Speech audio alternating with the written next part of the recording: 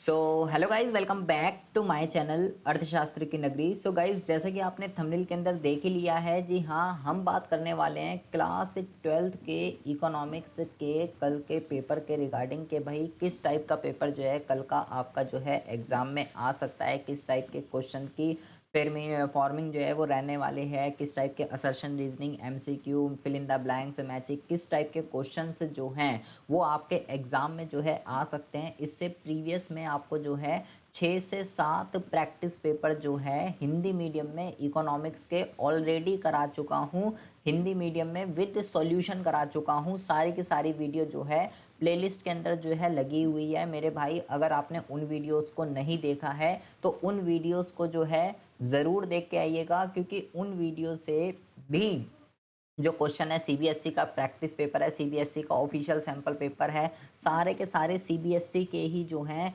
Paper है, उन सबका सोल्यूशन 2023-24 का जो है मैं करा चुका हूं। उनसे सीधे सीधे क्वेश्चंस जो हैं एग्ज़ाम में फंसते हैं। और आज मैं आपको जो है जितने भी पेपर आपको कराऊंगा इन क्वेश्चनों को बहुत ही अच्छे से जो है प्रिपेयर कीजिएगा। सीधे सीधे क्वेश्चंस एग्ज़ाम में इसमें आपको जो है देखने के लिए मिलने वाले हैं। तो बिना बकवास किए मुद्दे को जो है शुरू करते हैं।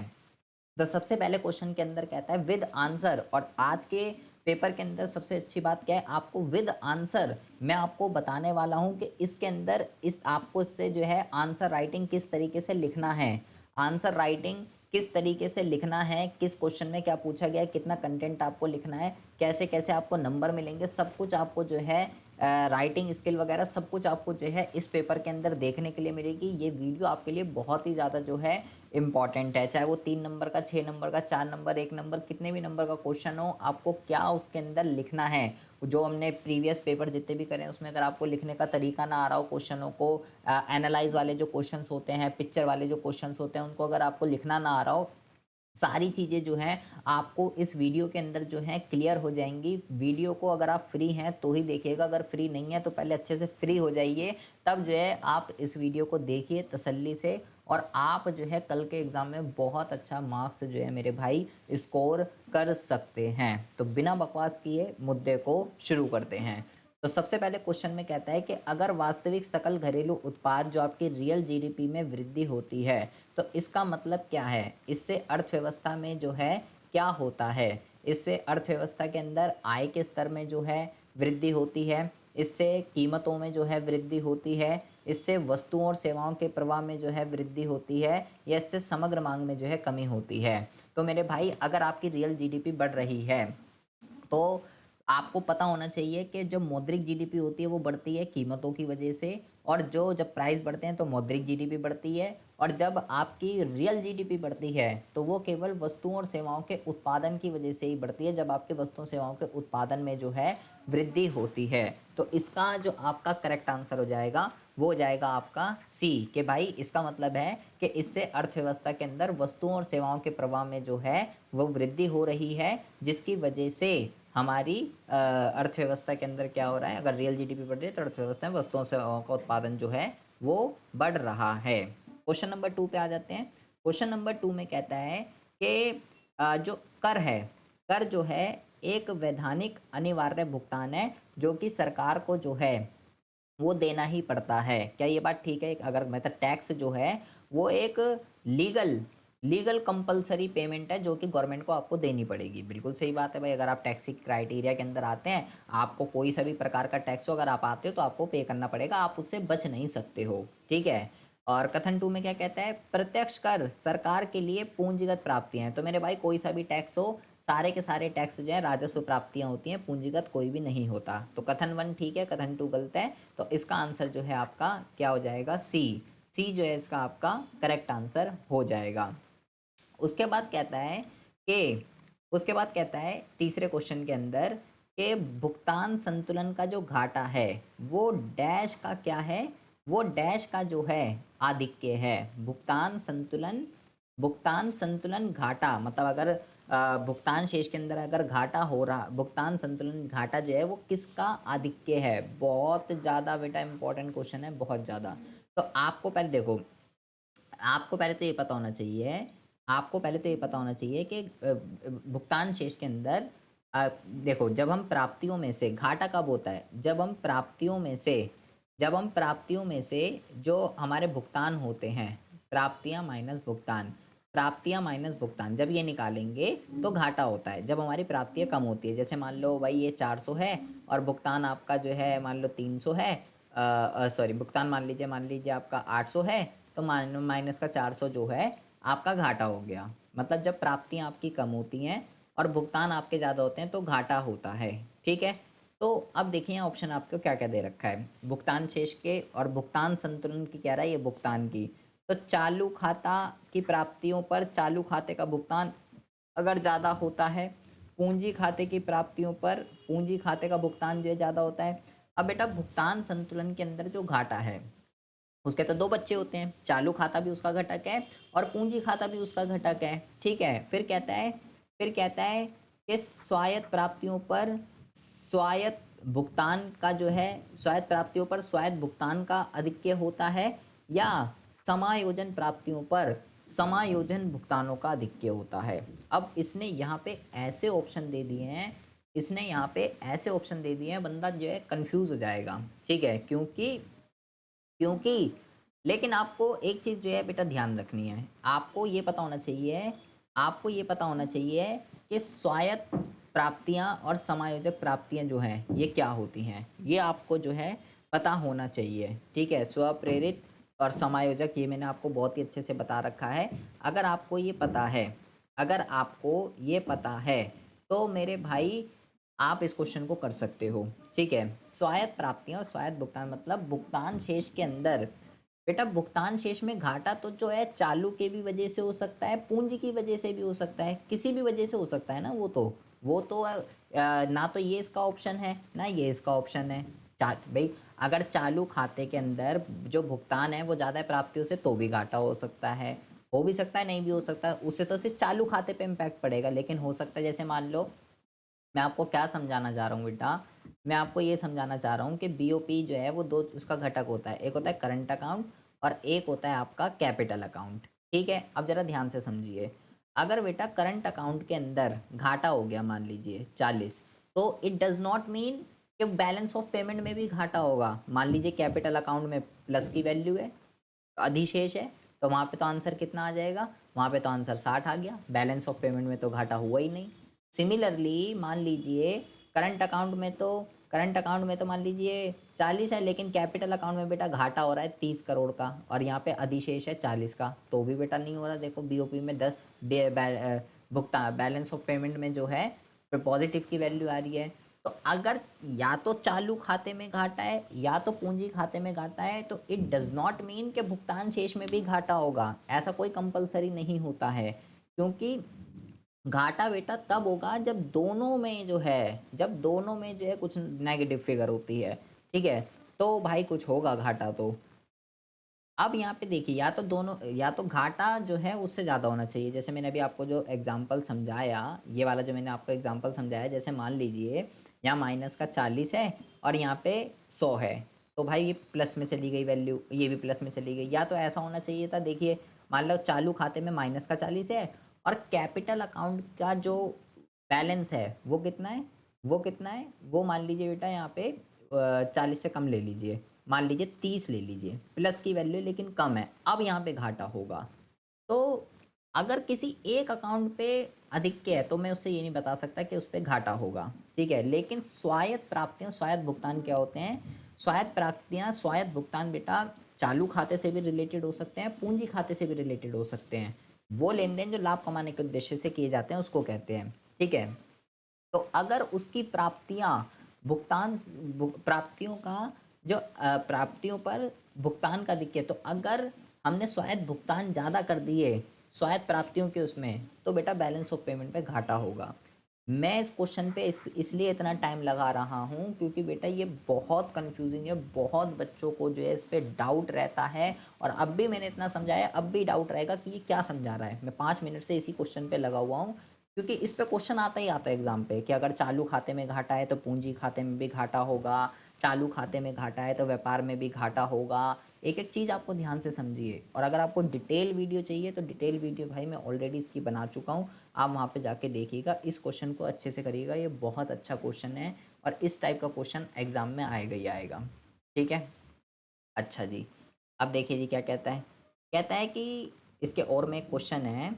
कहता है कि विदेशी मुद्रा बाजार के अंदर क्या है, भारतीय मुद्रा के मूल्य में गिरावट के कारण भारतीय रिजर्व बैंक ने विदेशी मुद्रा को क्रय करने का निर्णय लिया है। केंद्रीय बैंक द्वारा इस प्रकार की कार्यवाही डैश विनिमय प्रणाली के अंतर्गत संभव है। मतलब केंद्रीय बैंक जो है इंटरफेयर किस प्रणाली के अंदर करता है। बहुत अच्छा क्वेश्चन है बेटा ये। तीन तरीके की विनिमय प्रणाली होती है, स्थिर विनिमय दर, लचीली विनिमय दर और तीसरी होती है प्रबंधित तरणशीलता, जिसको हम गंदी तरणशीलता भी कहते हैं। वहाँ पे आरबीआई इंटरफेयर करता है विदेशी विनिमय को इक्वल करने के लिए, उसको बैलेंस करने के लिए आरबीआई करता है, सरकार नहीं करती है। बार बार ध्यान रखिएगा, आरबीआई इंटरफेयर करता है, आरबीआई प्रबंधित तरणशीलता में या गंदी तरणशीलता के अंदर। क्योंकि एक बार क्वेश्चन आ गया था, सरकार जो है डायरेक्ट इंटरफेयर करती है, सरकार नहीं करती है, आरबीआई करता है। पहले में सरकार करती है स्थिर विनिमय दर में, लचीली में मांग और पूर्ति के द्वारा चलता है, विदेशी विनिमय की मांग और विदेशी विनिमय की पूर्ति, और तीसरे में जो है सरकार इंटरफेयर करती है, तीसरे में सॉरी आरबीआई इंटरफेयर करता है प्रबंधित तरणशीलता के अंदर। ठीक है जी, अच्छा। अब देखिए क्या कहता है क्वेश्चन नंबर 4 में। क्वेश्चन नंबर 4 में कहता है बेटा कि निम्नलिखित कथनों को पढ़िए, कथन का और कारण आर, और नीचे दिए गए विकल्पों को बताइए। कहता है ऋण की वसूली जो है, सरकार ने ऋण की वसूली सरकार के लिए राजस्व प्राप्ति का जो है उदाहरण है। ऋण की वसूली मतलब कि सरकार ने जिसको लोन दिया था उससे सरकार को पैसे वापस मिल गए हैं। ठीक है, सरकार ने जिसको लोन दिया था उससे सरकार को पैसे वापस मिल गए हैं, तो बेटा इससे तो हमारे एसिड जो हैं वो कम हो जाएंगे। तो ये तो गलत दे रखा है, ये इसका उदाहरण नहीं है, अभी कथन गलत है। ऋण की वसूली से सरकार की वित्तीय परिसंपत्तियों में कमी आती है, ये ठीक है बेटा। वित्तीय परिसंपत्तियां मतलब हमारे फाइनेंशियल एसिड जो है वो कम हो जाते हैं। तो असर्शन गलत है, रीज़न सही है, रीज़न सही है। तो देख लेते हैं कहाँ पे है आपका। ठीक है, इसका जो आंसर है बेटा वो हो जाएगा डी। डी जो है इसका करेक्ट आंसर है ये, कि असर्शन जो है वो आपका असत्य है, लेकिन कारण जो है वो आपका क्या है, कारण जो है वो आपका सत्य है। ठीक है जी, अच्छा। उसके बाद हम बात करते हैं क्वेश्चन नंबर 5 पे। क्वेश्चन नंबर 5 में कहता है कि यदि एक राष्ट्र 600 करोड़ की वस्तुओं का निर्यात करता है तथा 450 करोड़ वस्तुओं का आयात करता है, तो उसका बैलेंस ऑफ ट्रेड का मूल्य जो है वो क्या होगा। तो आपको कुछ नहीं करना बेटा, फॉर्मूला बताना चाहिए, निर्यात में से आयात को घटा दीजिए, आंसर आ जाएगा आपका। निर्यात माइनस आयात इसका फॉर्मूला होता है। तो 150 करोड़ जो है इसका आंसर आ जाएगा। अब 150 देखो यहाँ पे भी लिखा हुआ है, 150 यहाँ पे भी लिखा हुआ है, तो घाटा होगा या अधिशेष होगा। तो बेटा निर्यात में से आयात को घटाना है, तो निर्यात की वैल्यू प्लस की है 600 और आयात की वैल्यू 450, तो पॉजिटिव का मेरे पास 150 देखने के लिए मिलेगा, जिसको अधिशेष कहते हैं। तो बी जो है बेटा इसका करेक्ट आंसर जो है वो हो जाएगा। अब बेटा इसके अगले क्वेश्चन में कहता है, इसके और में जो है एक और क्वेश्चन दे रखा है। तो कहता है कि विदेशों से भारतीय अर्थव्यवस्था को प्रेषण भुगतान संतुलन के विदेशों से भारतीय अर्थव्यवस्था को प्रेषण मतलब फिरंगी जो है भारत के अंदर घूमने आ रहे हैं। ठीक है, फिरंगी जो है भारत के अंदर घूमने आ रहे हैं और पैसे वैसे लेके आएंगे। तो ठीक है, मैंने क्या बताया, इस टाइप का क्वेश्चन बेटा फिक्स है, एग्जाम के अंदर आएगा ही आएगा। बैंक चालू खाते में आएगा, पूंजी खाते में आएगा, डेबिट साइड में आएगा, क्रेडिट साइड में आएगा। ये क्वेश्चन को घोल कर पी जाइए, फाड़ कर ले जाइए, क्योंकि ये एग्जाम में आने ही आने हैं। इसको भेजे में अपने मस्तिष्क में फिट कर लीजिए, 1 नंबर का ये क्वेश्चन आएगा ही आएगा। ठीक है, पैसे आ रहे हैं क्रेडिट साइड, क्रेडिट को ही प्लस कहते हैं धनात्मक। पैसे जा रहे हैं तो उसको डेबिट साइड नेगेटिव कहते हैं। ठीक है, एसेट और लाइबिलिटी इम्पैक्ट हो रही है तो पूंजी, नहीं हो रही तो चालू। तो कहाँ पे आएगा बेटा ये, फिरंगी घूमने आ रहे हैं, तो यहाँ तो कोई किसी से मैंने लोन नहीं लिया, कोई एसेट वगैरह की कोई बात नहीं चल रही, फिरंगी घूमने आ रहे हैं, पैसे लेकर आएंगे। तो बेटा डेबिट वाले तो देखो हटा ही दीजिए। ठीक है, डेबिट वाले ऑप्शन जो है, डेबिट वाले को ऑप्शन को तो हटा ही दीजिए। ठीक है, अब बचा कौन सा, अब बचा कौन सा, ये वाले डेबिट हटाए मैंने, क्योंकि डेबिट साइड तो आएगा नहीं, पैसे तो आ रहे हैं आपके पास। तो इसका जो आंसर हो जाएगा ये आएगा बेटा चालू खाते में, क्रेडिट साइड में इसको जो है दर्ज किया जाएगा। क्योंकि पैसे आ रहे हैं, क्योंकि पैसे आ रहे हैं, और इधर जाएगा बेटा ये पैसे आ रहे हैं, और चालू साइड में जो है चालू खाते में इसमें दर्ज किया जाएगा, क्योंकि इससे एसेट और लायबिलिटी जो है वो इम्पैक्ट नहीं हो रही है। ठीक है जी। अच्छा, उसके बाद कहता है कि एक ऐसा एक ऐसा कर जिसका भार दूसरों पर हस्तांतरित नहीं किया जा सकता आमतौर पर डैश पर लगाया जाता है। जिसका भार दूसरों पे हस्तांतरित नहीं किया जा सकता, जिसका भार उसी व्यक्ति को सहन करना पड़ता है जिस पे वो कानूनी रूप से लगाया जाता है, तो उसको बेटा क्या कहते हैं? उसको वस्तुओं पे लगता है, निर्माताओं पे लगता है, क्रेताओं पे लगता है, वस्तुओं के खरीदारों पर लगता है, या या लास्ट में क्या लिखा हुआ है, आय कमाने वाले पे। तो बेटा वो टैक्स जिसको दूसरों को हस्तांतरित नहीं किया जा सकता, कौन सा टैक्स होता है आपको बेटा पता होना चाहिए, उसको प्रत्यक्ष कर कहते हैं, प्रत्यक्ष कर। और जिसका भार दूसरों को हस्तांतरित किया जा सकता है उसको अप्रत्यक्ष कहते हैं। तो प्रत्यक्ष कर का यहाँ पे उदाहरण कौन सा लिखा हुआ है बेटा, आय पे, इनकम टैक्स, आयकर जो है वो प्रत्यक्ष कर का जो है उदाहरण होता है। ठीक है जी। अच्छा, उसके बाद आते हैं बेटा क्वेश्चन नंबर 7 पे। ये मैं आपको क्वेश्चन ऑलरेडी करा चुका हूँ इस टाइप का। देखिए, तो कहता है, इस क्वेश्चन में कहता है ये एक आकृति दे रखी है, ठीक है, ये आपका वाई है, ये ए डी है, ये डिमांड जो है ये डिक्रीज़ हो गई है, और ये यहाँ गैप दे रखा है ई और एफ का। ठीक है, एंड कहता है दी गई आकृति में अंतराल ई एफ जो है वो क्या प्रदर्शित करता है। मतलब ये यहाँ पे पूर्ण रोजगार संतुलन पे इतनी मांग होनी चाहिए थी, लेकिन मांग एक्चुअल में बेटा इतनी है, मांग जो है वो कम है। तो कह रहा है सही विकल्प बताइए इसमें से क्या है। ये अविस्फीतिक अंतराल है, ये स्फीतिक अंतराल है, ये क्या है, क्या प्रदर्शित करता है ये जो गैप ये क्रिएट हुआ है। तो बेटा आपको ये पता होना चाहिए कि दो वर्ड होते हैं, न्यून मांग और अधि मांग। एक होता है न्यून मांग, एक होता है अधि मांग। तो स्फीतिक अंतराल किस में क्रिएट होता है, इस अधि मांग में बेटा क्रिएट होता है। अविस्फीतिक किस में होता है, न्यून मांग में क्रिएट होता है। तो यहाँ पे कौन सी स्थिति जो है ये हो रही है ये आपको पता होना चाहिए।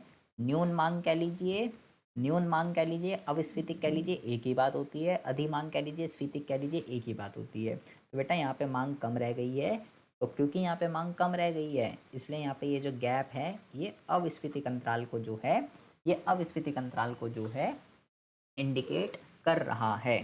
ठीक है जी। इसी को ही मैं कह रहा हूँ, इसी को ही न्यून मांग कहते हैं। ठीक है, और इसी को ही अधि मांग कहते हैं। ठीक है बेटा, फिक्स क्वेश्चन है, इस पे न्यून मांग और अधि मांग इसको कैसे ठीक करते हैं, राजकोषीय उपाय, मौद्रिक उपाय, ये फिक्स क्वेश्चन है। CRR, SLR, repo rate, margin requirement, साख की राशनिंग, इसको अच्छे से करके जाइएगा। ये फिक्स क्वेश्चन है, एग्जाम में आएगा ही आएगा, 6 नंबर में भी आएगा, 1 नंबर में एस टाइप के भी आएगा। तो ये फिक्स है, और कैसे इसको लिखना है, कैसे आपको करना है, सारी चीज़ें मैं आपको बताऊँगा। ठीक है, देखिए इसी का एक और क्वेश्चन है इसी के उसमें, कहता है कि यदि किसी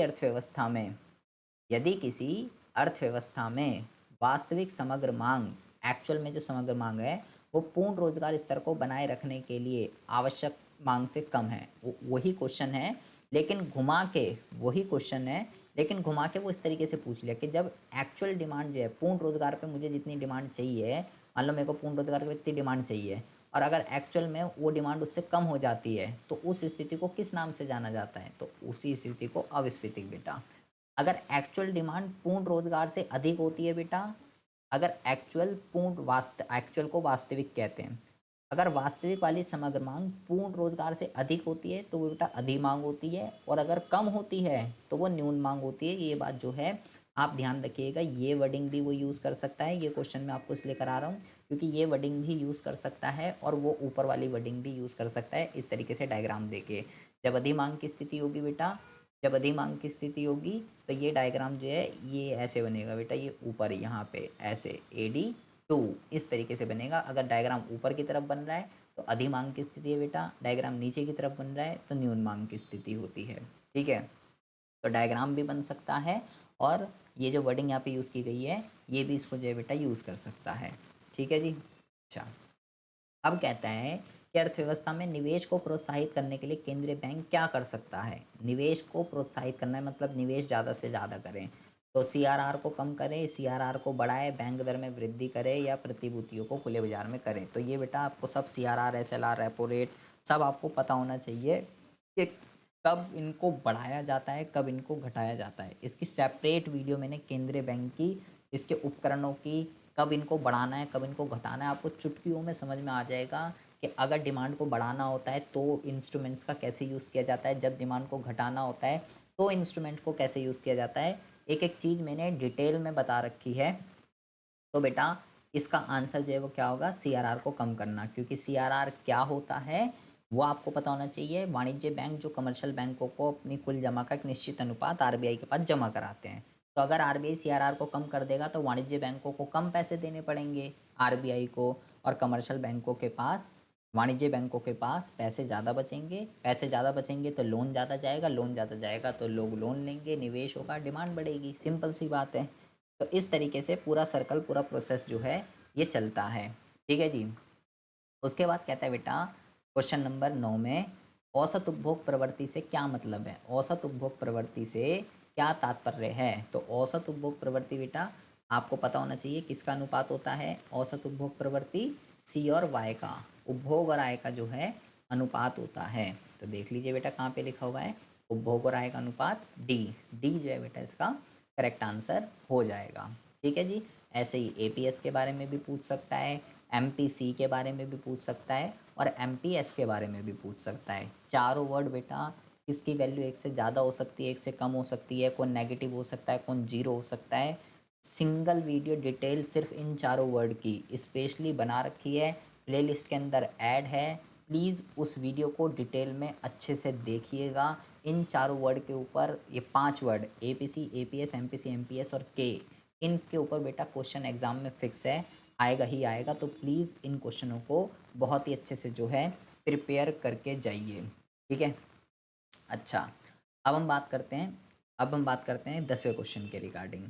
10वें क्वेश्चन में कहता है बेटा कि प्रत्याशित बचत नियोजित बचत के मूल्य को दर्शाती है। देखो कहता है, पहले तो आपको ये वर्ड पता होने चाहिए, प्रत्याशित, नियोजित, ये सब वर्ड बेटा क्या होते हैं। क्योंकि इकोनॉमिक्स में हिंदी में क्या है, एक ही वर्ड को कई तरीके से बोला जाता है और इंग्लिश में एक ही होता है। तो ये बहुत ख़तरनाक चीज़ है।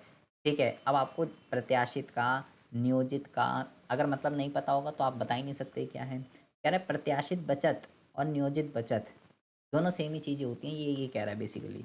तो क्या ये बात ठीक है, क्या ये बात गलत है। तो ये बात बेटा बिल्कुल ठीक है। ठीक है। ये बात जो है, ये बात जो है, ये बात बिल्कुल ठीक है। और बचत जो है प्रत्यक्ष रूप से, कहता है बचत जो है वो प्रत्यक्ष रूप से राष्ट्रीय आय के स्तर से संबंधित होती है। मतलब बचत राष्ट्रीय आय का मतलब लोगों की इनकम से, जितनी ज़्यादा इनकम होगी उतना ज़्यादा ही लोग बचत करते हैं। ठीक है। भाई इनकम होगी तो एक लेवल तक ही तो उपभोग करेगा, उसके बाद तो सारा सेव करेगा। जिसकी जितनी ज़्यादा इनकम उसकी उतनी ज़्यादा सेविंग होती है। तो ये भी ठीक है और ये भी ठीक है। ठीक है। प्रत्याशित, नियोजित, ये इसके बेटा और भी एक दो नाम और होते हैं हिंदी में। ऐसे ही निवेश के लिए भी ये पूछ सकता है। ठीक है। तो प्लानिंग को इकोनॉमिक्स के अंदर क्या क्या कहते हैं, एक्चुअल को क्या क्या कहते हैं और प्लान को क्या क्या कहते हैं, ये आपको पता होना चाहिए इकोनॉमिक्स के अंदर, क्योंकि हिंदी में यही दिक्कत है। उसके बाद कहते हैं बेटा, ये तो हो गया आपसे एमसीक्यू क्वेश्चन।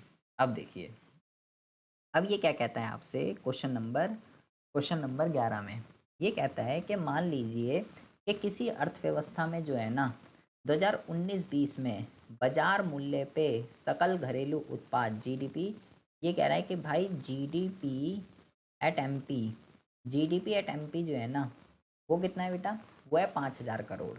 ठीक है जी। राष्ट्रीय आय जो है वो है 3500 करोड़, मतलब कि एनएनपी एट एफसी वो कितना है बेटा, वो है 3500 करोड़। ठीक है।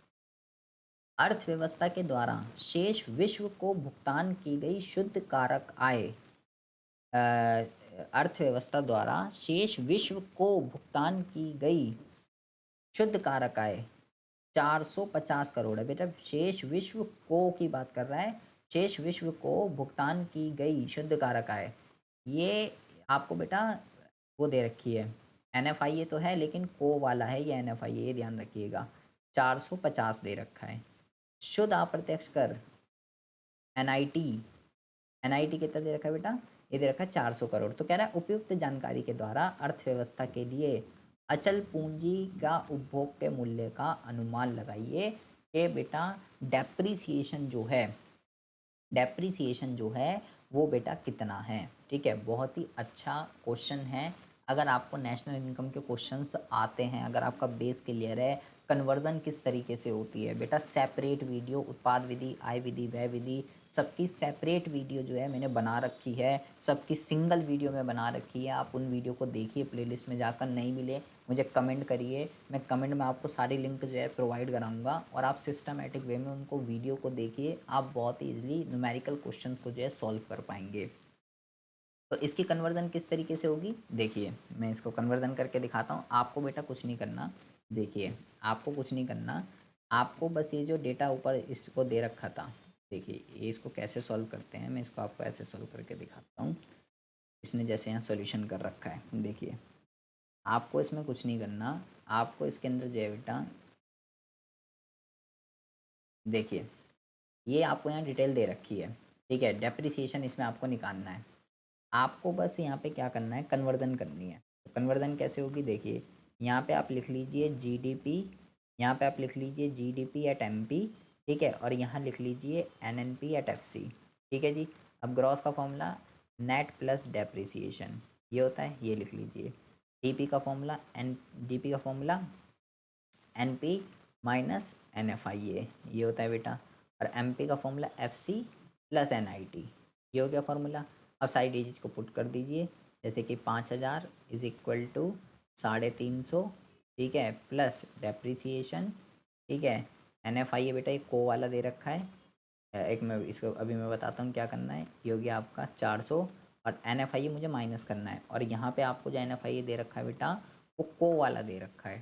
ठीक है, तो मैं इसको यहाँ पे प्लस कर देता हूँ, NFIA 450। ठीक है, मैं एक बार करके देख लेता हूँ, 1 मिनट रुकिए ज़रा। 400 400 850, 850, 500, 43 500 और 5000 इधर आ जाएगा। तो ये आपका कितना आ रहा है बेटा, इसको इधर कर दीजिए बेटा, 650 जो है ये आपका आंसर आ जाएगा। ये बेटा आपको पता होना चाहिए 450 मैंने प्लस क्यों करा है, क्योंकि मुझे NFIA माइनस करना है और मेरे को कोई वाला ही दे रखा था, तो को वाला माइनस होता है और मुझे माइनस करना है, इसलिए माइनस माइनस जो है प्लस हो गया। 650 आ रहा है, पहले मैं देख लेता हूँ आंसर। हाँ जी, ठीक है, 650 आ रहा है, आंसर जो है बिल्कुल करेक्ट है। ठीक है, तो ये आपको जो है बेटा पता होना चाहिए कैसे ये कन्वर्ज़न वगैरह होती है। अच्छा, अब आ जाते हैं अगले उस पे। कहता है अ, उत्पाद विधि द्वारा राष्ट्र का आंकलन करते समय किन्हीं 3 सावधानियों को उल्लेख कीजिए कि हमें क्या-क्या सावधानियाँ हमको क्या-क्या सावधानियाँ जो हैं वो ध्यान में जो है रखनी चाहिए, अगर मैं उत्पाद विधि से जो है राष्ट्र आय निकाल रहा हूँ। तो उत्पाद विधि के अंदर अंतिम वस्तु और मध्यवर्ती वस्तुओं की बेटा बेसिकली बात होती है। तो आपको जो है क्या-क्या लिखना है, देखिए इस तरीके से आप जो है इस तरीके से राइटिंग बता रहा हूँ कैसे राइटिंग स्किल करनी है कि भाई दोहरी गणना की समस्या से बचने के लिए मध्यवर्ती वस्तु के मूल्य को राष्ट्रीय आय के आंकलन में शामिल नहीं किया जाना चाहिए। क्यों नहीं किया जाना चाहिए ये लिखेंगे। इसमें जो है स्वयं उपभोग के लिए वस्तुओं के अनुमानित मूल्य को ध्यान में रखना चाहिए, या ये लिख देंगे। और तीसरा ये कोई भी 6-7 आपने याद करी है, कोई भी 3 इसमें आपको याद कर सकते हैं, उत्पाद विधि, आय विधि और व्यय विधि। आप बेटा तीनों की जो है बेटा आपको सावधानियाँ बहुत ही अच्छे से जो है पढ़ के जानी है, क्योंकि एग्ज़ाम में किसी की भी सावधानियाँ, न्यूमेरिकल क्वेश्चन तो बेटा फिक्स है ही, वो तो आना ही आना है। ठीक है, न्यूमेरिकल क्वेश्चन जो है वो तो फिक्स है ही, वो तो आना ही आना है, लेकिन इसकी सावधानियाँ भी एग्ज़ाम में आती हैं। तो इस टाइप से कोई भी पॉइंट वाइज ऐसे पॉइंट 1, पॉइंट 2, पॉइंट 3, एक पॉइंट 3 पूछे उसने, 3 नंबर का क्वेश्चन है, एक आपको तीनों के मिलेंगे। ठीक है, आज के पेपर में आपको राइटिंग स्किल कैसे नंबर आपको मिलते हैं, कैसे डिस्ट्रीब्यूशन होता है, सब कुछ आपको देखने के लिए मिलने वाला है। ठीक है, जैसे हमने देखो ये भी न्यूमेरिकल क्वेश्चन करा था, तो देखो 1.5 नंबर फार्मूला लिखने का है बेटा। आप कहीं ये सोचो और बेटा फॉर्मूला जो है आपको हिंदी में लिखना है, ठीक है। 1.5 नंबर जो है फॉर्मूला लिखने का है, ठीक है। 1.25 नंबर हो गया, मतलब यहाँ 1.5 हो गया। और 1.5 नंबर जो है बेटा आपको कैलकुलेशन करने का है, जो आपने कैलकुलेशन करी है। फॉर्मूला जो है बेटा हिंदी में लिखिएगा अगर आप हिंदी में पेपर कर रहे हैं, ठीक है। जैसे अभी जैसे मैंने आपको ये लिखा था, ये मैंने लिखा था GDP at MP is equal to NDP at FC, ये जो लिखा था ऐसे।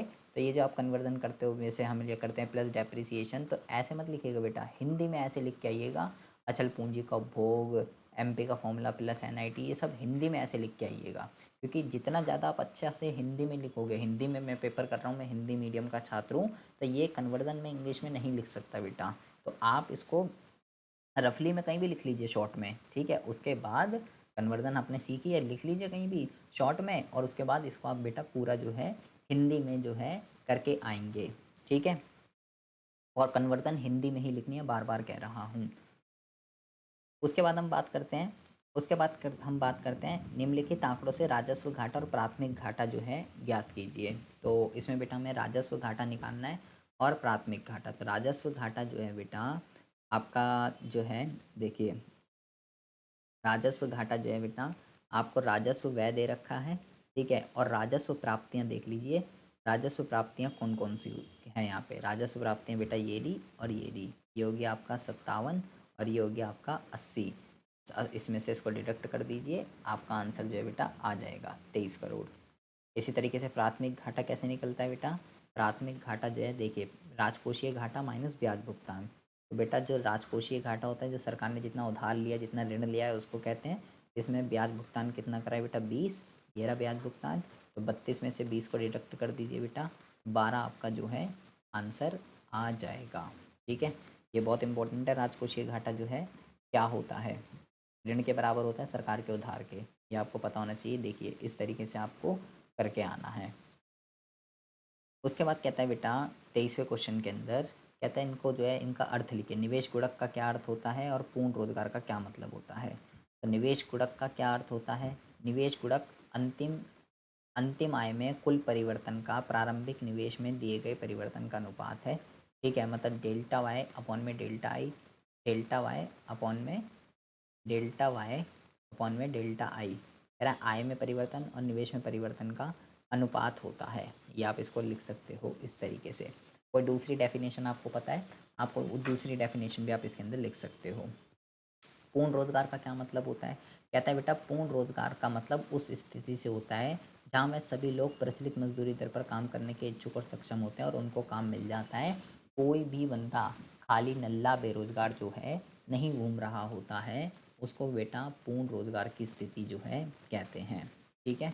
अच्छा, उसके बाद बेटा हमारा फिक्स क्वेश्चन है, घर से ही लिख के लेके जा सकते हो इस क्वेश्चन को। मैंने बेटा 1000 practice paper, 1000 sample paper solve करा दिए हैं, और ऐसा कोई भी पेपर मैंने नहीं बनाया जिसमें जो है बेटा ये क्वेश्चन आपको ना देखने के लिए मिला हो।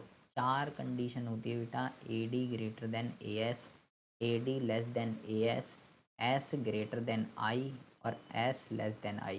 ये 4 के 4 में से कंडीशन फिक्स है, आनी ही आनी है। इसको घोल कर पी जाइए, फाड़ के ले जाइए, क्योंकि ये एग्ज़ाम में आनी ही आनी है।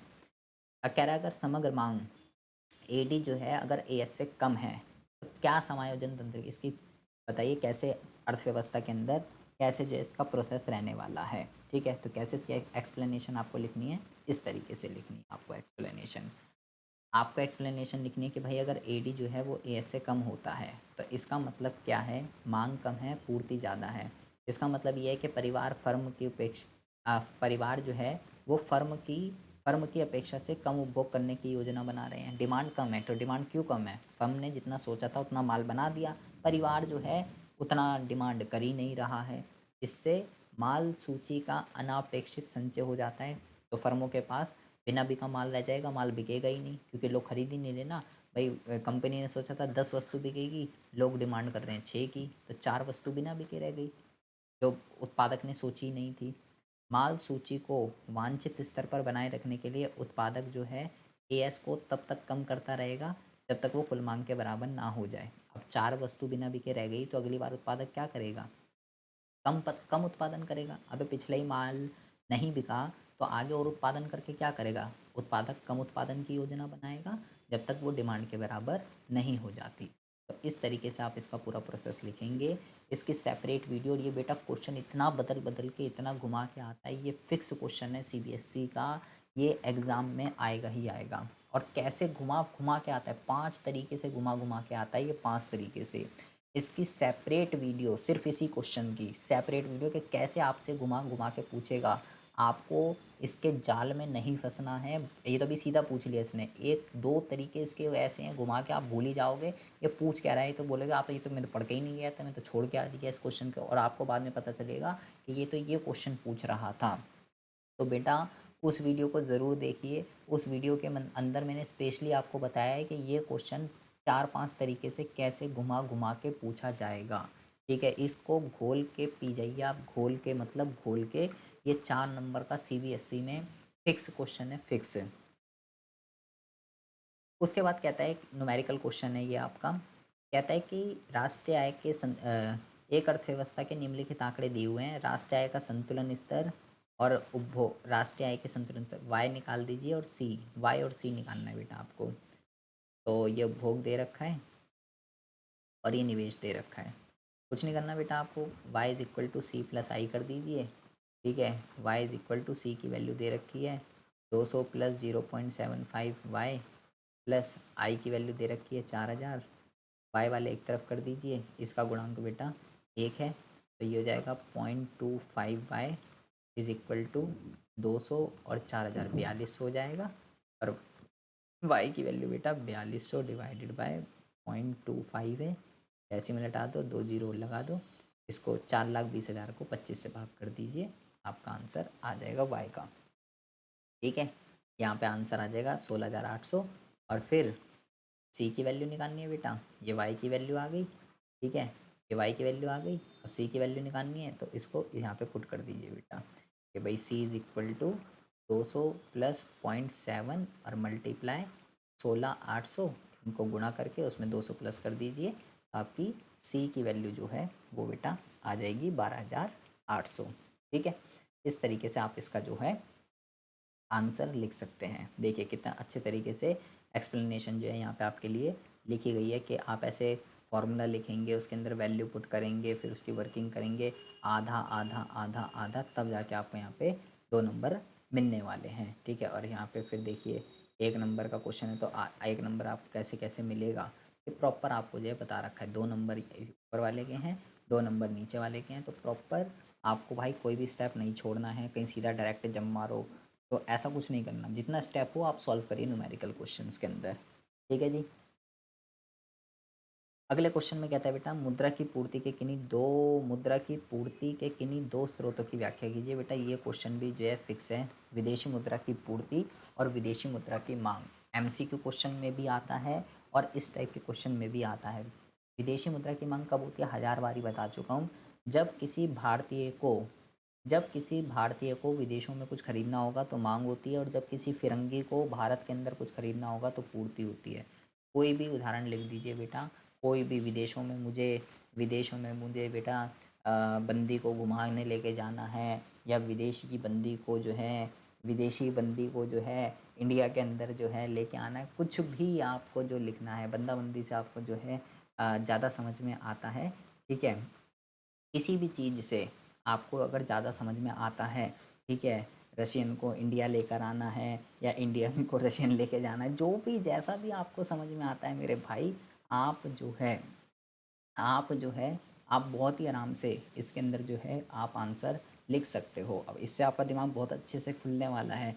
ठीक है, इससे बच्चों को आजकल समझ ही जो है ऐसा आता है, मैं मांग पूर्ति की बात करूँगा उन्हें कुछ समझ नहीं आएगा, जैसे ही मैंने रशियन बोला और दिमाग खुल जाएगा कि हाँ अब मेरे काम की बात चल रही है, हाँ किसको कहाँ बुलाना है, अब मुझे बताइए। ठीक है, तो मांग का मतलब क्या है, जब इंडिया को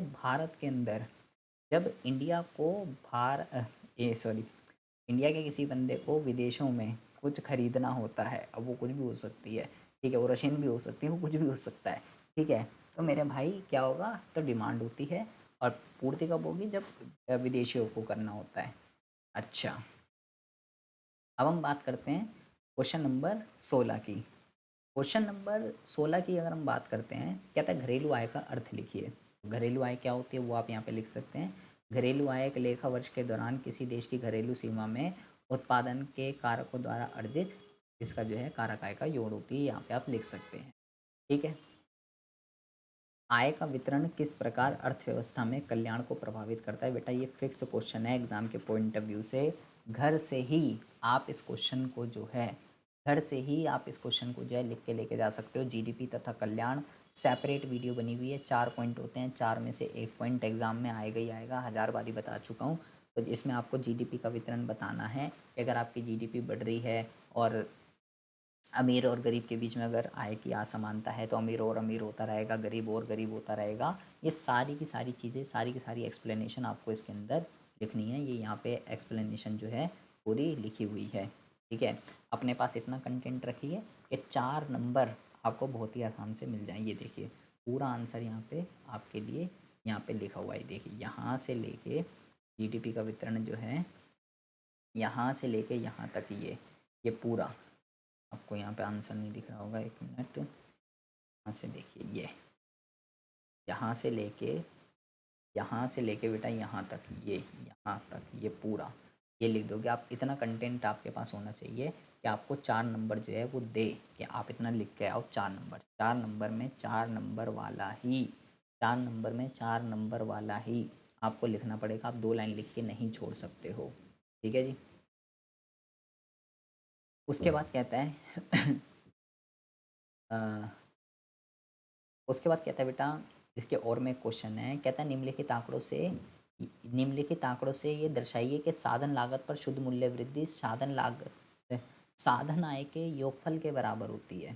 देखिए बेटा बहुत अच्छा क्वेश्चन है। कह रहा है आपको प्रूफ करके दिखाना है कि साधन लागत पर शुद्ध मूल्य वृद्धि, मतलब कि साधन लागत पर शुद्ध मूल्य वृद्धि एनवीए एट एफ सी कह रहा है इसकी जो वैल्यू है ना वो साधन आय के योगफल के बराबर होती है। साधन आय क्या होती है ये आपको पता होना चाहिए बेटा। साधन आय क्या होती है? ठीक है। तो पहले तो मैं एनवीए एट एफ सी निकाल लेता हूँ। ठीक है। पहले तो मैं एनवीए एट एफ सी निकाल लेता हूँ बेटा। ठीक है। देखो इस पे कंपोनेंट देखिए आप पहले। इस पे कंपोनेंट कौन कौन से, इस पे उत्पाद विधि के और आय विधि के दोनों के कुछ वो हैं। ठीक है। तो मैं बेटा सबसे पहले देखो मैं पहले बेटा यहाँ पे मैं सबसे पहले यहाँ पे बेटा बेसिकली इस क्वेश्चन के अंदर आपको ये प्रूफ करके दिखाना है। आपको इसके अंदर ये प्रूफ करके दिखाना है N V at F C जो है ना, N V at F C जो है वो बराबर है बेटा N D P at F C के। ये आपको प्रूफ करके दिखाना है इस क्वेश्चन के अंदर। दोनों निकाल दीजिए, दोनों का आंसर अगर बराबर आ गया तो ठीक है, नहीं आया तो गलत है। तो देखिए कैसे निकालते हैं भाई। मैं 1000 क्वेश्चन करा चुका हूँ, मैं सॉल्व नहीं करूँगा इसको। ठीक है। ये मैंने यहाँ कर रखा है, ये देख लीजिए। N V at F C निकालोगे, इन कंपोनेंट को प्लस कर दीजिए, माइनस कर दीजिए, 16,500 आ जाएगा उत्पाद विधि से। ठीक है।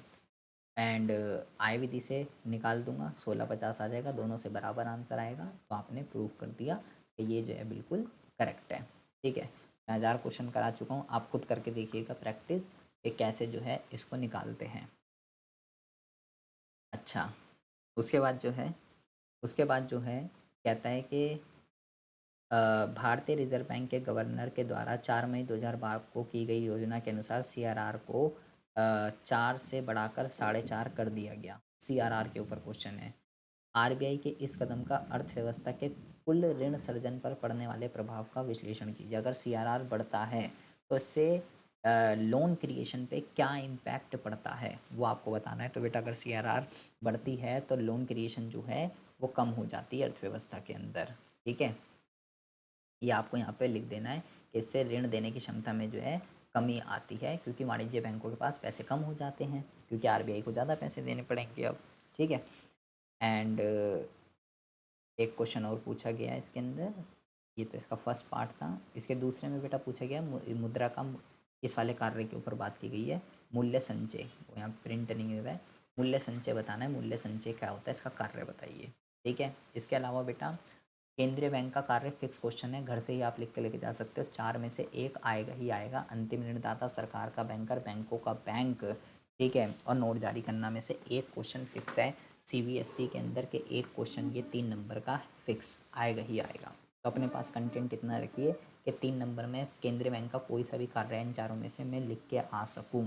ठीक है जी, ये हो गई आपकी पूरी की पूरी समष्टि अर्थशास्त्र। ठीक है जी, अब हम बात करते हैं बेटा भारतीय अर्थव्यवस्था और विकास की। सबसे पहले क्वेश्चन में कहता है कि 1991 के आर्थिक सुधारों ने सभी क्षेत्रों के लिए एक साथ विकास पथ का जो है निर्माण किया है। तो बेटा ये गलत है, क्योंकि सभी क्षेत्रों के अंदर नहीं, तृतीय क्षेत्र पे ज़्यादा ध्यान दिया है, प्राथमिक के ऊपर तो आर्थिक सुधारों में कोई बात ही नहीं की गई है कृषि क्षेत्र की। ठीक है, और कहता है 1991 ने आर्थिक सुधारों ने कृषि क्षेत्र में तीव्र वृद्धि दर सुनिश्चित की थी। तो बेटा गलत है, कृषि क्षेत्र की तो आर्थिक सुधारों में कोई बात ही नहीं की गई है, कृषि क्षेत्र को तो अनदेखा किया गया है, पूरा एक तरफा समृद्धि इसको कहते हैं, इसको इग्नोर किया गया है एलपीजी के अंदर। दोनों के दोनों कथन जो है बेटा गलत दे रखे हैं, तो इसका जो आंसर है वो हो जाएगा आपका डी। डी जो है आपका करेक्ट आंसर हो जाएगा। उसके बाद कहता है कि एक ऐसी व्यवस्था जिसमें श्रमिक जो है अपने स्वयं के संसाधनों द्वारा जीविका पार्जन करता है उसे डैश रोजगार के रूप में जो है जाना जाता है। मतलब कह रहा है एक जिसमें श्रमिक अपने स्वयं के संसाधनों के द्वारा अपने खुद के रिसोर्सेज को जो है यूज़ करता है, किसी दूसरे के लिए काम नहीं करता, उसे सब रोजगार श्रमिक के रूप से जाना जाता है। ठीक है, भूमि स्वामी रोहन वर्ष में केवल 2 फसल उगाता है, 8-9 महीने कार्यरत रहता है और शेष में बेरोजगार रहता है। वर्ष के बाकी महीनों में रोहन डैश बेरोजगारी का सामना कर रहा है। तो मौसमी बेरोजगारी का जो है बेटा वो सामना कर रहा है, क्योंकि कृषि जो है वो एक मौसमी व्यवसाय जो है वो होती है। ठीक है जी। अच्छा, उसके बाद जो है बेटा 20वें में कहता है कि निम्नलिखित में से क्या 1991 तक भारत की आर्थिक नियोजन के अंतर्गत अपनाई गई आर्थिक नीतियों की विशेषता नहीं है। कौन सी इसकी विशेषता नहीं है?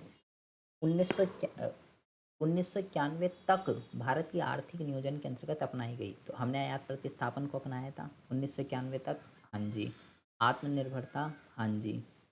भूमि सुधार, हाँ जी।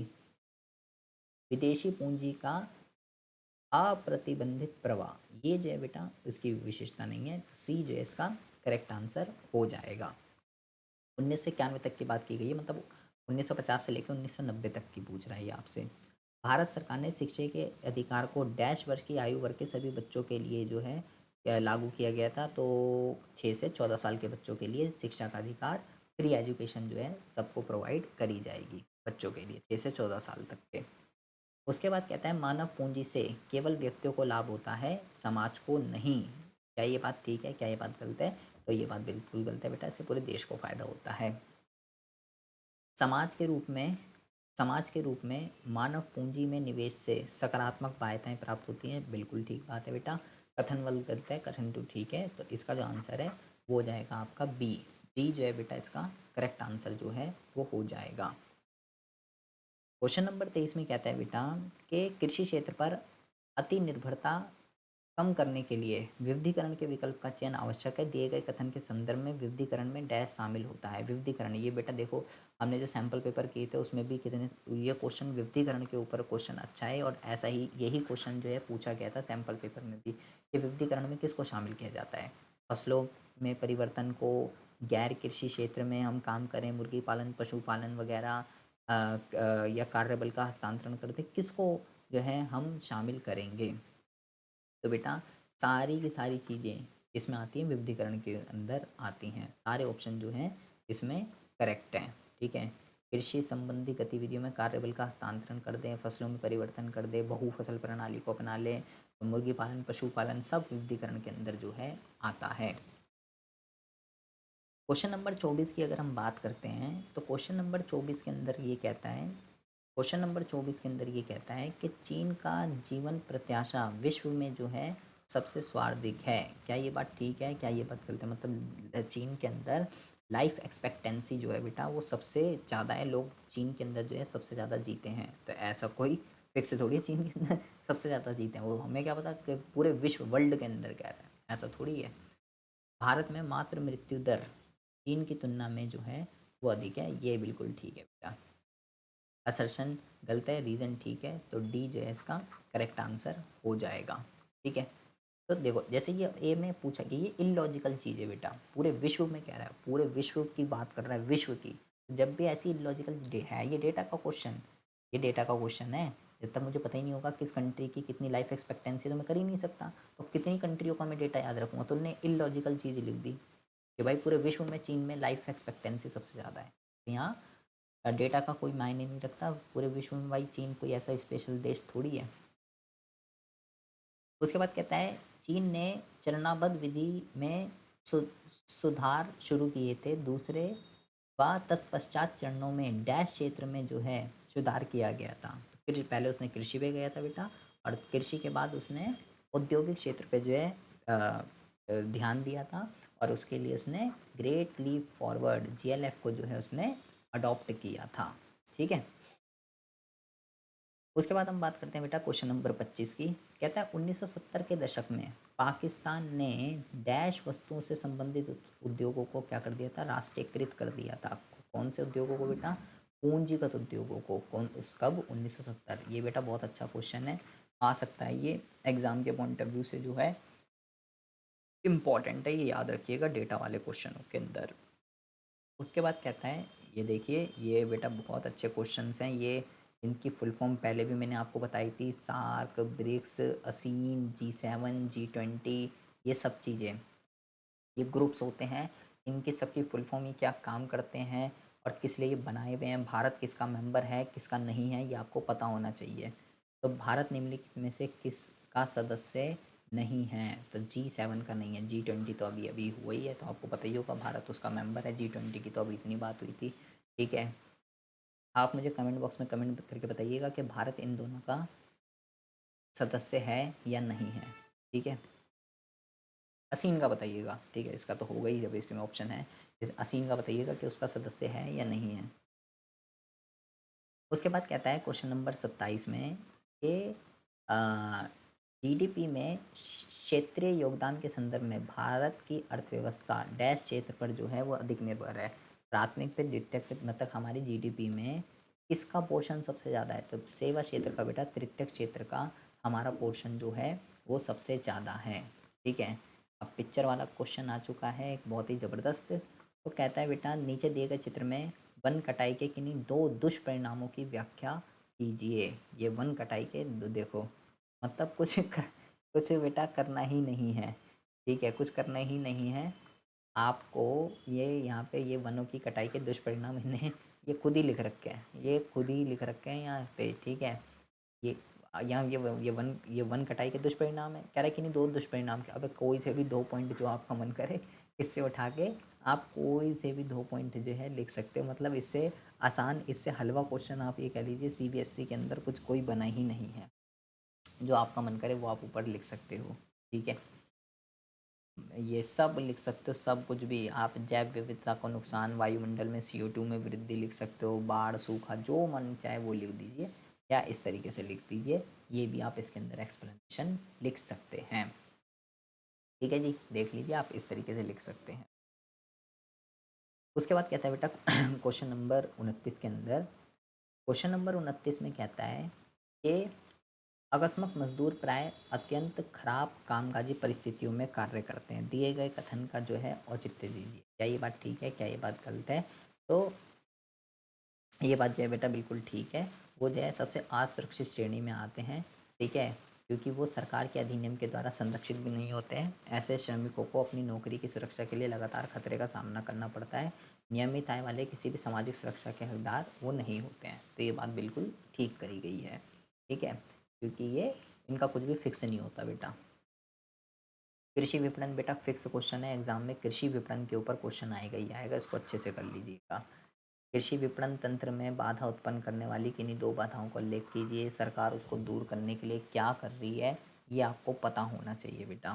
कृषि विपणन में क्या क्या प्रॉब्लम है, यहाँ पे दो प्रॉब्लम हमने यहाँ पे लिख दी है, और सरकार उसको दूर करने के लिए क्या क्या कर रही है वो भी आपको पता होना चाहिए। MSP बेटा, किसान जो दोबारा से आ चुके हैं, MSP क्या होता है, ये किसान प्रदर्शन क्यों कर रहे हैं, ये आपको पता होना चाहिए बेटा। करंट अफेयर से आप अपडेटेड रहिए।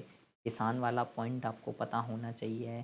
ठीक है। डॉलर, गवर्नमेंट बजट, देखो गवर्नमेंट बजट, किसान का MSP जो 2-3 अभी अपडेट में ट्रेंड में जो टॉपिक चल रहे हैं, ठीक है, और ये बॉन्ड वाला जो चल रहा है, एसबीआई बॉन्ड, इलेक्ट्रॉनिक बॉन्ड वगैरह, ये सब बेटा चीज़ें आपको पता होनी चाहिए कि क्या चल रहा है। 3 हॉट से टॉपिक चल रहे हैं अर्थव्यवस्था के अंदर अभी, ठीक है। इलेक्ट्रॉनिक बॉन्ड आपको अगर नहीं पता है तो बहुत ही शर्म की बात है।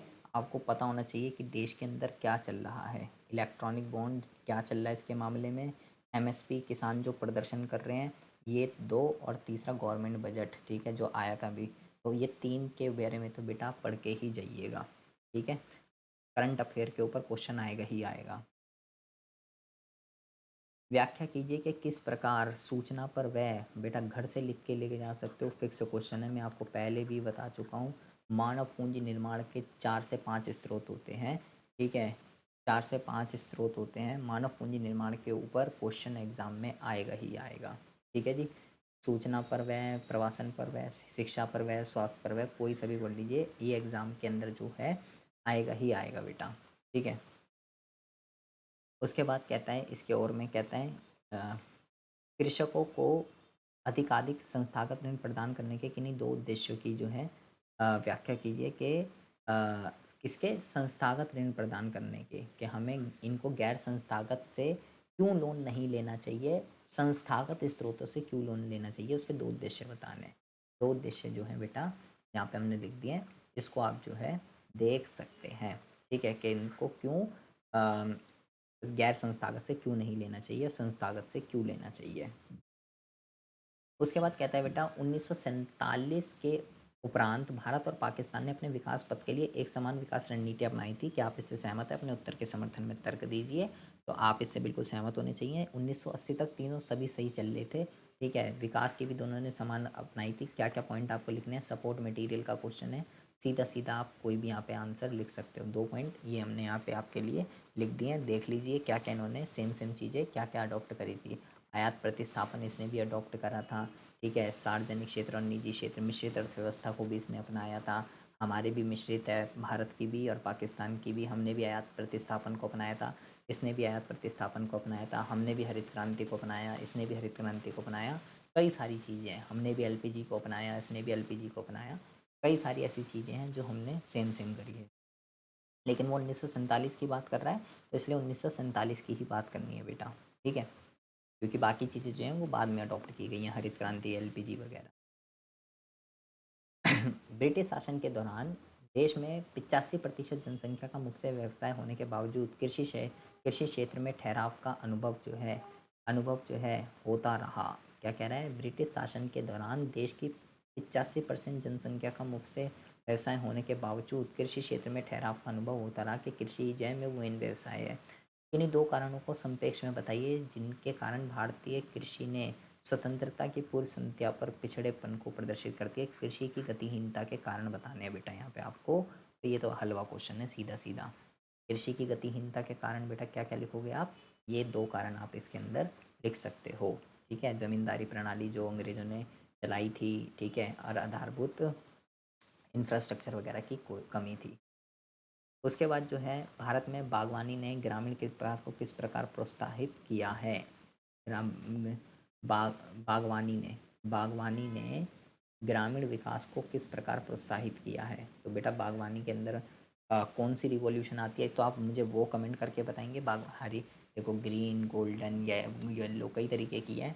तो बागवानी के अंदर कौन सी रिवॉल्यूशन में आता है बागवानी, वो आप मुझे कमेंट करके बताएंगे। और किस प्रकार इसने किसानों को, ग्रामीण क्षेत्रों के लोगों को किस तरह का इसको इन्फ्लुएंस किया है, वो आपको यहाँ पे लिखना है। कि इससे महिलाओं और रोज़गार के अवसर मिलते हैं, आय साइड बाय साइड इनकी आजीविका का पालन बनता है, आय में वृद्धि होती है, ये आपको यहाँ पे लिखना है। पर्यावरण के कोई भी 2 कार्य बता दीजिए बेटा। तो पर्यावरण के कोई भी 2 कार्य आप ये यहाँ पे लिख सकते हैं, ठीक है। ये रहा पर्यावरण के कोई भी 2 कार्य। इसके अलावा बेटा आपसे पूछ रहा है हरित क्रांति और स्वर्ण क्रांति में अंतर बताइए। मोस्ट इंपॉर्टेंट क्वेश्चन है बेटा, मोस्ट इंपॉर्टेंट। हरित क्रांति और स्वर्ण क्रांति। भारत में बागवानी उत्पादक के, तो ये बागवानी किससे रिलेटेड है बेटा? स्वर्ण क्रांति से। और हरित क्रांति किससे रिलेटेड है? इससे रिलेटेड है, ठीक है। ये बहुत अच्छा क्वेश्चन है। और भी क्रांतियाँ होती हैं, हर कलर की क्रांति होती है, लेकिन 4 हमारे सिलेबस में वो आपको पता होनी चाहिए। जैविक कृषि की समस्याएं लिख दीजिए, इसके लाभ फायदे। जैविक कृषि की 3 समस्याएं ये लिख दीजिए। जैविक कृषि की समस्याएं बतानी है आपको, कोई भी 3 समस्याएं लिख दीजिए। ठीक है, समस्याएं लिखनी है बेटा, दोष दोष भी कह सकते हो उसको, समस्या कह सकते हो, नुकसान। लाभ तो कोई भी लिख देगा, समस्याएं और हानियां आपको पता होनी चाहिए। ठीक है जी, ये एक पैराग्राफ दे रखा है, एक पैराग्राफ दे रखा है, ये देख लीजिए। अगर आपको ये अच्छे इसका स्क्रीनशॉट ले लीजिए चाहे, क्योंकि बुक में ये शायद नहीं लिखा हुआ है, इसकी समस्याएं और इसकी हानियाँ। ठीक है, शायद बुक में नहीं है ये, समस्याएं हानियाँ इसकी, तो इसको अच्छे से कर लीजिएगा। एक पैराग्राफ दे रखा है। अब कहता है इस पैराग्राफ के अंदर, जीएसटी एक व्यापक अप्रत्यक्ष कर है, विवेचना की। तो जीएसटी के बारे में बता रखा है बेटा ये आपको, तो जीएसटी के बारे में बता देंगे पहले पॉइंट में।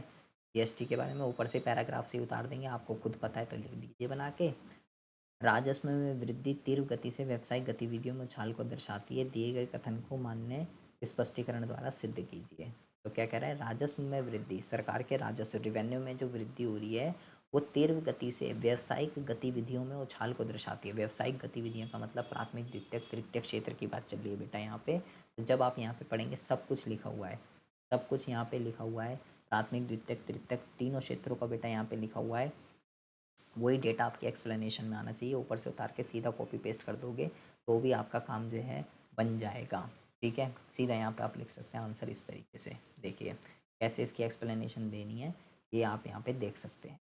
ठीक है बेटा, आई होप आपको जो है पूरा का पूरा पेपर जो है बहुत ही अच्छे से समझ में आ गया होगा। कैसे कैसे आपको एमसीक्यू क्वेश्चन, कैसे आपको पिक्चर वाले क्वेश्चन, कैसे आपको न्यूमेरिकल क्वेश्चन, कैसे आपको जो है मैचिंग वाले क्वेश्चन, जिस टाइप के भी क्वेश्चंस एग्ज़ाम में आ सकते हैं, एक एक चीज़ बेटा मैं आपको डिटेल में बता रहा हूँ कैसे आपको लिखना है। इस वाले पेपर से आपको राइटिंग स्किल भी जो है बहुत ही अच्छे से समझ में आ गई होगी। प्लीज़ इस वीडियो को ज़्यादा से ज़्यादा लाइक और अपने फ्रेंड्स में शेयर ज़रूर कीजिएगा। चैनल को सब्सक्राइब कर लीजिए, क्योंकि आपके लिए ऐसे ही प्रैक्टिस पेपर आते रहेंगे। आपकी प्रैक्टिस के लिए वीडियो मिस नहीं होनी चाहिए, नोटिफिकेशन नहीं आती। चैनल को सब्सक्राइब करके बेल आइकन को प्रेस कर लीजिए। ठीक है जी, तो मिलते हैं आपसे नेक्स्ट वीडियो में ऐसी इंटरेस्टिंग टॉपिक के साथ। तब तक के लिए have a good day, bye bye, take care.